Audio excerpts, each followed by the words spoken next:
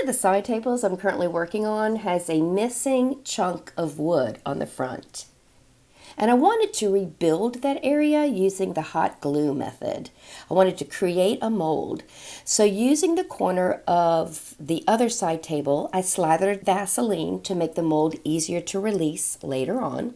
And then I just covered it in hot glue, using that popsicle stick to catch it because I wanted the underside coated as well. Once it dried, I pried it off carefully, not wanting to rip the mold. It was so cool. Look at that.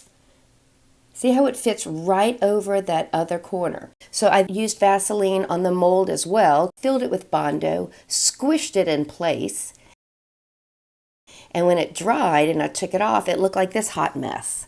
But after a lot of sanding and reshaping with my Dremel, the outcome was this. But look guys, with just one coat of paint, look how amazing that looks.